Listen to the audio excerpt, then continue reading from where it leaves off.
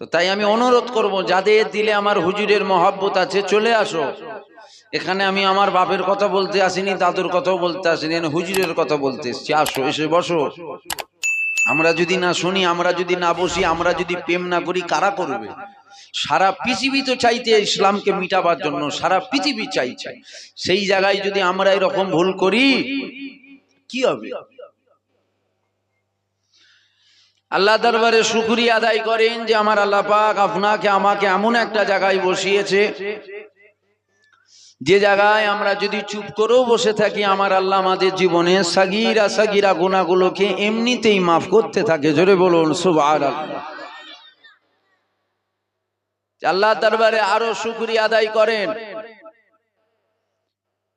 যে আমার আল্লাহ আপনাকে আমাকে এমন একটা জায়গায় বসালো, যে জায়গায় আমরা যদি বসে একবার খালেস দিলে আল্লাহ দরবারে তওবাতুন নাসুহা করে নিতে পারি, আমাদের জীবনে যে সমস্ত বড় বড় অর্থাৎ কাবীরা কাবীরা গুনাহ আছে, ওই গুনাহগুলোকেও আল্লাহ মাফ করে দেয়। জোরে বলুন সুবহানাল্লাহ।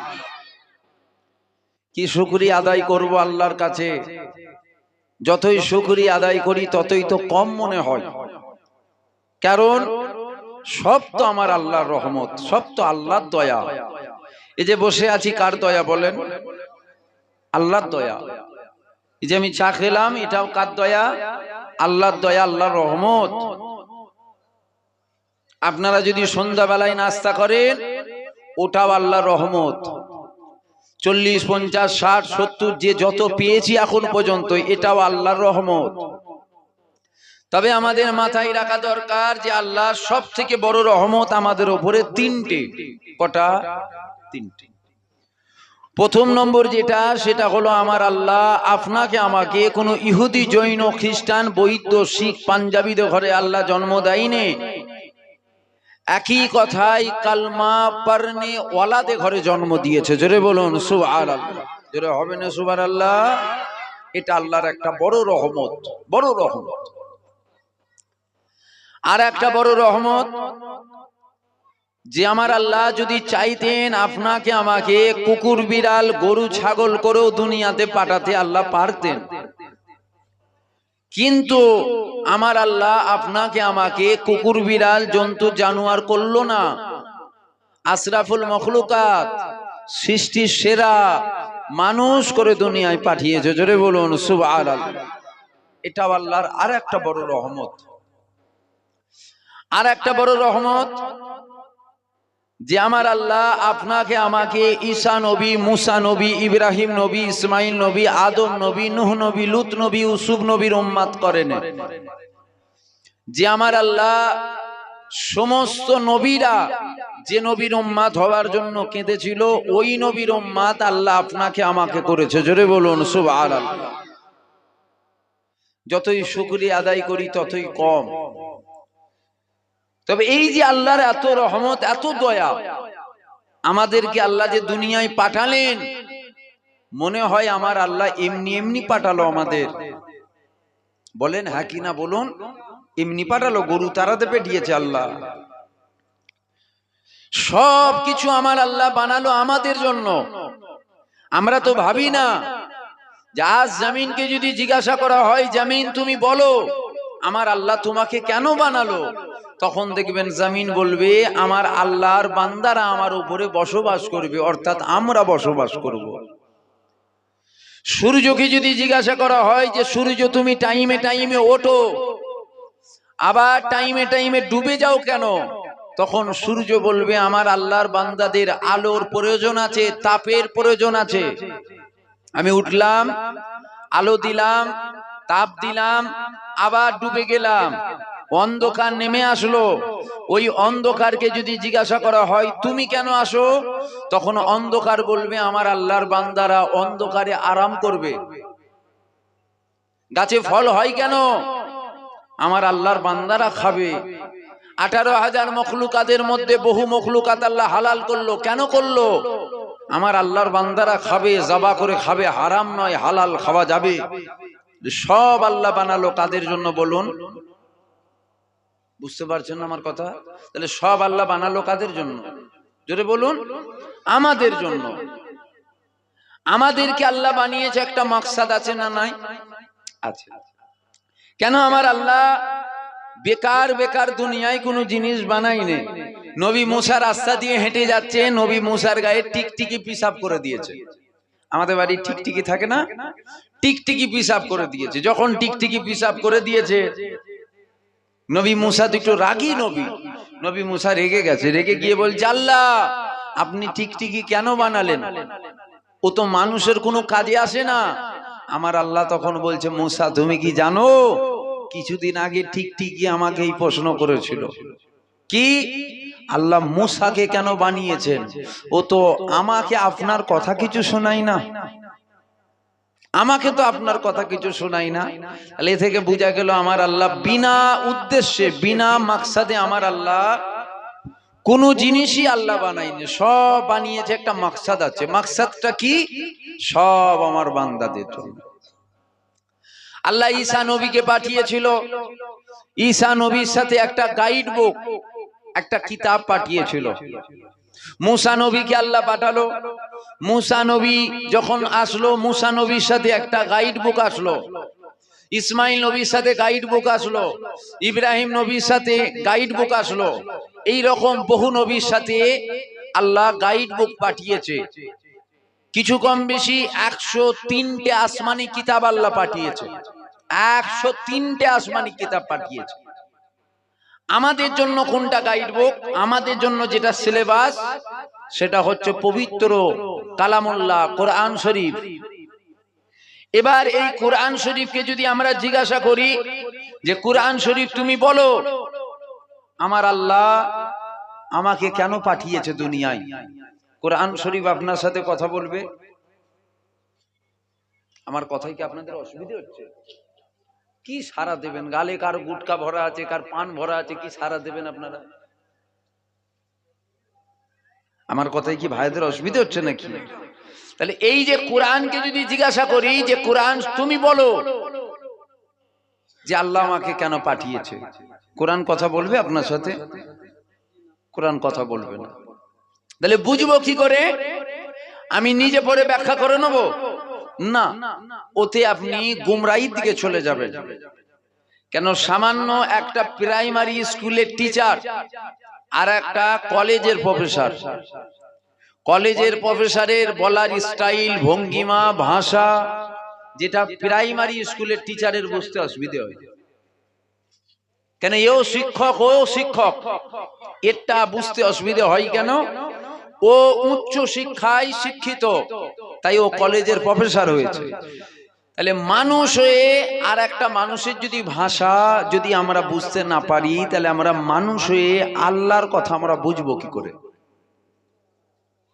কথা বুঝছেন? তাহলে আল্লাহর কথা বোঝার জন্য আল্লাহ পাঠিয়েছে। যেমন আল্লাহ গাইড বুক পাঠিয়েছে কোরআন, ওই কোরআনকে আমাদেরকে বুঝাবার জন্য একজনকে পাঠিয়েছে। তিনি অন্য কেউ নয়, তিনি দিন দুনিয়ার বাদশা হাবিবুল্লাহ। জোরে বলুন সুবহানাল্লাহ। এবার আসুন আল্লাহ কি জানাচ্ছে পবিত্র কালামুল্লাহর মধ্যে, জামা খালাকতুল জিন্না ওয়াল ইনসা, দুটো জাতি, একটা জিন আর একটা ইনসান, দুজনকে আল্লাহ কেন বানালো, কেন পাঠালো? আল্লাহ বলছে কারণ একটা। ওই কারণটা কি? ইল্লা লিয়াবুদুন, শুধুমাত্র আল্লাহর দাসত্ব করার জন্য আল্লাহ পাঠিয়েছে। জোরে বলুন সুবহানাল্লাহ। জোরে হবে না সুবহানাল্লাহ? কার দাসত্ব? আমরা করছি আল্লাহর দাসত্ব? আমি সবাইকে জিজ্ঞাসা করছি, আমি সবাইকে জিজ্ঞাসা, আমরা করছি? আপনারা হয়তো করতে পারছেন, তবে আমি পীরের ছেলে ঠিকই কথা, আমি কিন্তু করতে পারছি না। আমি কি করছি? আমি দুনিয়ায় শয়তানের জালে পড়ে, শয়তানের খেয়ালে পড়ে আমি আখিরাতকে ভুলে গেছি। দুনিয়াতে দল দুটো, একটা রহমানের দল আর একটা শয়তানের দল। শয়তানের দল হলো কি করে? যখন আমার আল্লাহ আদমকে সেজদা করতে বলল, সবাই সেজদা করে নিল, একজন বলল আমি করব না, নাম আজাজিল ইবলিস শয়তান, বলছে আমি করব না। আমার আল্লাহ বলছে তবে রে ফাটা কপালে জাহান্নামী, বেরো। আল্লাহকে বার করে দিয়েছে। এই যে ও জান্নাত থেকে বার হয়ে গেল, বার হয়ে ও একটা দল করে নিল, যে দলটা শয়তানের দল। আপনি যদি মনে করেন যে আমি রহমানের দলে থাকবো না, আমি শয়তানের দলে থাকবো, আমার আল্লাহ আপনাকে শুকিয়ে শুকিয়ে মেরে দেবে, খেতে দেবে না, আল্লাহ শুকিয়ে মেরে দেবে না। তুই আমাকে মানিস নি, আমার দাসত্ব করিস নি, আমি শুকিয়ে মেরে দেবো, এমনটা কি আল্লাহর আইন? না। কেন এমনটা নয়? দেখেন, এই পৃথিবীতে একটা ধর্ম আছে, হিন্দু আছে, জৈন আছে, খ্রিস্টান আছে, বৌদ্ধ আছে, শিখ আছে, পাঞ্জাবি আছে, ইহুদি আছে, নাসারা আছে, আছে না? না, এরা সবাই কি আমার আল্লাহকে মানে? একটু হ্যাঁ হু দেন। এরা মানে? এরা যখন আল্লাহকে মানে না, এদের কি অন্য কোনো খুদা আছে নাকি এদেরকে খাওয়াবার জন্য? তাহলে এদেরকে খাওয়াই কে? জোরে বলুন। আমার আল্লাহ খাওয়াই। এরা আল্লাহকে মানে? মানে না, তারপরেও আল্লাহ খাওয়াই। আপনি যদি মানেন না, আল্লাহ আপনাকে খাওয়াবে না? আপনি যদি মনে করেন আমি মানবো না, আল্লাহর দাসত্ব করব না, আমি শয়তানের দাসত্ব করব, আমার আল্লাহ বলছে তারপরেও খাওয়াবো। বিচারটা কি হবে আল্লাহ? আমার আল্লাহ বলছে বিচার হবে কিয়ামতের ময়দানে, চুল চিরে চিরে বিচার হবে, 1 ইঞ্চি ছাড় হবে না। হ্যাঁ, এবার আমরা যে মানি আল্লাহকে, শুধু ভালোবাসি ভালোবাসি ভালোবাসি বললে হয়? কিন্তু পরীক্ষা আমার আল্লাহ নেবে, কত ভালোবাসে দেখবে না। প্রত্যেক দিন গোশ ভাত খাওয়াচ্ছে, একদিন ডাল ভাত দিয়ে তো আল্লাহ পরীক্ষা করতেই পারে। ডাল ভাত দিয়েছে বলে ভাতের বাসনটা ছুঁড়ে ফেলে দেবেন? ফেল হয়ে গেলেন তো আপনি। না, আল্লাহ তুমি আমাকে 10 দিন গোশ ভাত খাইয়েছো, একদিন কেন 1 মাস যদি ডাল ভাত খাওয়াও তারপরেও আলহামদুলিল্লাহ। তুমি আমাকে খাওয়ালেও আলহামদুলিল্লাহ, না খাওয়ালেও আলহামদুলিল্লাহ। এটাই তো আমাদের ঈমান, ঠিক না বেঠিক? কেননা আমার আল্লাহ পবিত্র কালামুল্লাহর মধ্যে জানিয়ে দিয়েছে, এ যুবকেরা, আল্লাহ পাক পবিত্র কালামুল্লাহর মধ্যে কি জানিয়েছে? আমার আল্লাহ পাক পবিত্র কালামুল্লাহর মধ্যে জানিয়েছে, কুল্লু নাফসি যায়িকাতুল মউত, প্রত্যেকটা নফসকে আমার আল্লাহ অবশ্যই মৃত্যুর স্বাদ চাখাবে। তুমি হাজী সাহেব হও, পীর সাহেব হও, পীরজাদা হও, মুফতি হও, মুহাদ্দিস হও, ওলি হও, যেই হও, চাকবে না? চাকবে না? কি গো ভাইরা, বলুন বলুন, দাদা হুজুর ছেঁকেছে না চাকে না? আপনি চাকবেন না? কি ভাবছেন জানটা আছে বলে? উরি বাপ রে বাপ, কে কাকে ধরে, খালি জানটা বেরোতে দেরি, জানটা বেরোতে দেরি, সব তেল কেটে যাবে, সব গরম কেটে যাবে। এ ছেলেরা, যুবকেরা, এ আমার নবী পাকের প্রেমিকেরা, মানুষ যখন মারা যায়, ওই মানুষটাকে সর্বপ্রথম গোসল দেয়া হয়, তারপরে কি করা হয়? মানুষ যখন মারা যায়, ওই মানুষটাকে কাফন পরানো হয়, তারপরে জানাজা আদায় করা হয়, তারপরে মানুষটাকে কর্মস্থানে নিয়ে গিয়ে দাফন করা হয়। মিনহা খালাকনাকুম ওয়া ফিহা নুঈতুকুম ওয়া মিনহা নুখরিজুকুম তারাতান উখরা বলে রেখে দিয়ে চলে আসবে।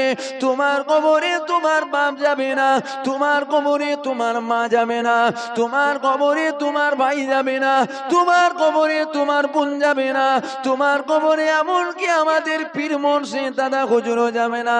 তোমাকে তোমারটা বুঝে নিতে হবে। এইবার দুনিয়া জমিনে যদি কিছু ইবাদত করে যেতে পারো, দুনিয়া জমিন থেকে যদি আল্লাহ দাসত্বটা করে যেতে পারো, এ ছেলেরা, যুবকেরা, কবরে রেখে দিয়ে চলে আসার পরেতে আপনার আমার কবরে 2 জনা ফেরেশতা চলে আসবে। ওই মুনকার নেকির হাজির হয়ে যাবে। ফেরেশতারা মাথার দিক দিয়ে ঢুকবে, এমন সময় দেখা যাবে মাথার দিকে একটা অপূর্ব সুন্দর যুবক দাঁড়িয়ে গেছে। ওই যুবকটা দাঁড়িয়ে গিয়ে বলছে, এদিক দিয়ে যাওয়া যাবে না, এদিক দিয়ে যেতে দেব না, এদিক দিয়ে যাওয়া যাবে না, এদিক দিয়ে যাওয়া যাবে না। ফেরেশতারা রাস্তাটাকে বদলে নেবে।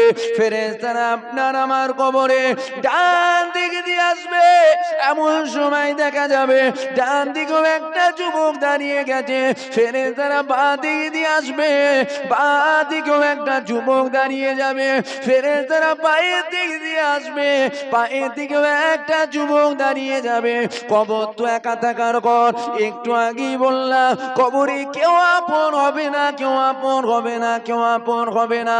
কিন্তু আপনার আমার কবরে ওই 4 জনা যুবক কারা?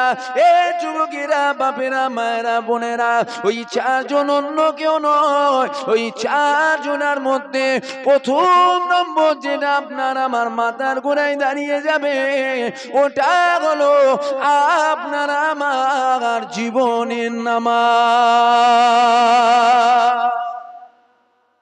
আল্লাহ, কি দাঁড়াবে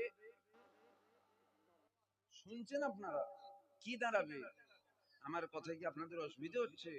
আমার তো মনে হয় জায়গাটা একদম প্রথমবার আসলাম, তাই তো। তাহলে ঝগড়া শান্তি তো নেই রে বাবা, বারবার এলে না একটু মন টানাটানি হয়ে যায়, কিন্তু ঝগড়া টগড়া নেই, তাহলে সরাসরি দিতে হবে তো। তাহলে কি দাঁড়াবে বলুন? নামাজ। ফেরেশতারা জিজ্ঞাসা করবে কতদিন পাহারা দেবে? তখন তারা বলবে কবরেও সাথ ছাড়বো না, পরকালেও ছাড়বো না, যতক্ষণ না আল্লাহর জান্নাত যাচ্ছে ততক্ষণ সাথ ছাড়বো না। জোরে বলুন সুবহানাল্লাহ। এবার এখানে আমার একটা প্রশ্ন, ভালো করে বুঝুন। ওয়াজ শোনার অভাব আছে বলে মনে হয় আপনাদের? আর হ্যাঁ, না, ঘরে ঘরে জলসা। আগে গোটা গ্রাম মিলিয়ে যারা আমার মুরব্বী বাপ, আমার দাদু জানদেরকে দেখেছে, তেনারা জানে গোটা এলাকা মিলিয়ে একটা জলসা হবে। কে আসবে? ছোট হুজুর এসেছে। বলা ভুল হচ্ছে? এখন এপাড়া ওপাড়া, যুব কমিটি, বুড়ো কমিটি, এ কি লাভ ও কি লাভ, উরি বাপ রে বাপ। যেমন জলসা বেড়েছে, হুজুরের হার বেড়েছে না কমেছে? যেমন ভাত ছড়ালে কাকের অভাব হয় না? কি বলছি বুঝতে পারছেন না? ভাত ছড়ালে কাকের অভাব হয়, ওই রকম টাকা দিলে হুজুরের অভাব হবে না। মোটামুটি টাকা দিলে হুজুর এসে ঘরে বসে থাকবে, কখন ফোঁক লাগবে বল তখনই দেবো। বুঝতে পারছেন? অজ বুঝুন, ভালো করে অজ বুঝুন। আল্লাহ করে ওয়াজ শোনার অভাব নেই।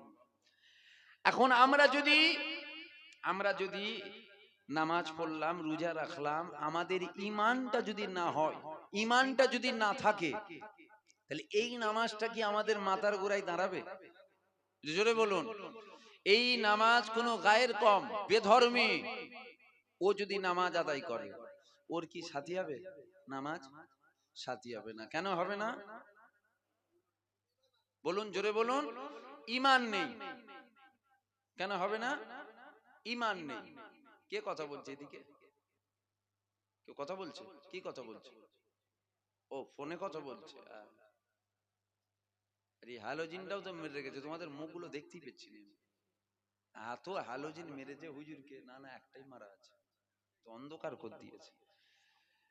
যাক, শুনছেন তো আপনারা? তাহলে এই নামাজ তখনই আপনার সাথী হবে যখন আপনার ঈমান থাকবে। তাহলে ঈমানটা আর নামাজটা দুটো এক না আলাদা? কি গো ভাইরা বলবেন তো, অনেক কষ্ট শুনেছেন তো, বলুন। ঈমান আর নামাজ দুটো এক না আলাদা? আলাদা। নামাজটা কি? ইবাদত। রোজাটা কি? ইবাদত। হজটা কি? ইবাদত। যাকাতটা কি? ইবাদত। দান খায়রাতটা ইবাদত। বাপ মায়ের খেদমত ইবাদত। হক হালালের উপরে থাকা ইবাদত। এই ইবাদত কারা করবে? আবু জেহেল করবে না আবু বকর করবে? বুঝছেন আমার কথা? এই নামাজ কার জন্য ফরজ? আবু বকরের জন্য না আবু জেহেলের জন্য? আবু বকরের জন্য। আবু জেহেলের জন্য নামাজ ফরজ নয়, ওর জন্য প্রথম ফরজ কলমা, ঈমান, তারপরে নামাজ। ঠিক না বে ঠিক? এ ছেলেরা, যুবকেরা, আমার নবী পাকের প্রেমিকেরা, তাই তো বলে দিয়ে যায় নামাজে ঈমান নাই, কিন্তু ঈমানের মধ্যে নামাজ রয়েছে। রোজাতে ঈমান নাই, কিন্তু ঈমানের মধ্যে রোজা আছে। হজে ঈমান নাই, কিন্তু ঈমানের মধ্যে হজ আছে। এ ছেলেরা, যুবকেরা, এইবার আসো একটু আগিয়ে চলো। ঈমানটা কি? ঈমানটা কোথায় রয়েছে? একই কথাই বুঝিয়ে দিয়ে যায়। ঈমানটা মদিনায় মদিনাওয়ালার প্রেমে ঈমান আছে। হুজুরের প্রেমে, হুজুরের আদব, হুজুরের ভালোবাসা, হুজুরের তাজিম, এটা দিলে থাকলে সব ঈমান। এটা বেরিয়ে যদি যায়